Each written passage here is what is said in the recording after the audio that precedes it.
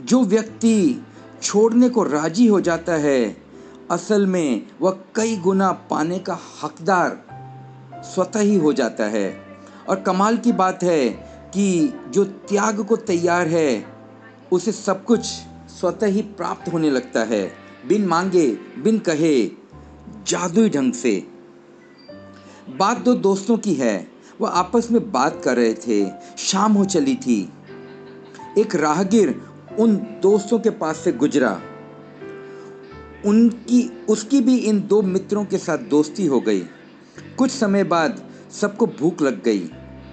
पहले मित्र ने कहा, मेरे पास 3 रोटी है। दूसरे मित्र ने कहा, मेरे पास 8 रोटी है जो मेरी माँ ने मुझे साथ में दी है। ऐसा करते हैं कि हम इन 8 रोटी को 3 भागों में बांट देते हैं और अपनी भूख को मिटाते हैं। मगर 8 रोटी को 3 हिस्सों में कैसे बांटा जाए? सारे बड़ी दुविधा में थे। पास ही में एक मंदिर था। उनमें से एक मित्र ने कहा कि चलो मंदिर के पुजारी से पूछते हैं। तीनों पुजारी के पास गए।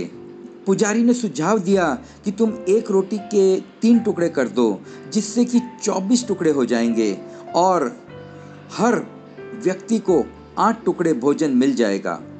समाधान मिलते ही तीनों मित्र बड़े खुश हो गए। भोजन करने के बाद वो तीनों रात को सो गए।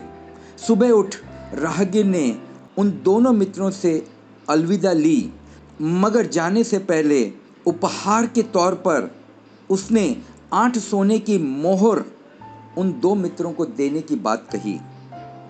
दोनों मित्र बड़े ईमानदार थे। पहला मित्र 4 मुद्राएं नहीं लेना चाहता था, क्योंकि उसने 3 ही रोटी का हिस्सा भोजन के समय दिया था। उसकी इस जिद के कारण दोनों मित्र बड़े परेशान हो गए कि इन 8 मोहरों को कैसे बांटा जाए। आखिर में उन्होंने सोचा कि हम रात को सो जाते हैं और रात हमें स्वप्न में जो ईश्वर द्वारा संदेश मिलेगा, उसी के अनुसार इन 8 मुद्राओं का हम बंटवारा करेंगे। मित्रों को स्वप्न आया।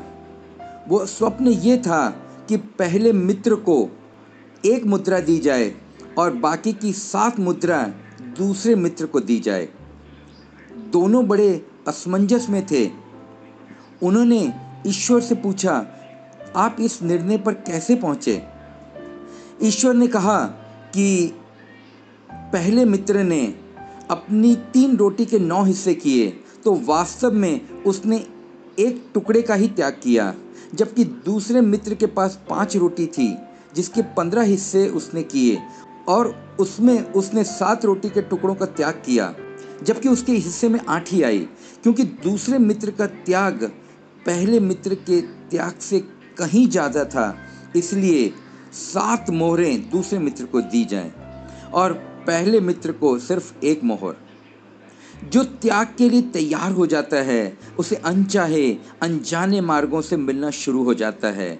संन्यास्त वह है मेरी नज़र में जो छोड़ने को राजी हो गया, और संसारी वह है जो पकड़ने को बेचैन है। जो छोड़ने को राजी हो जाता है, वह पाने के सारे दरवाजे खोल देता है।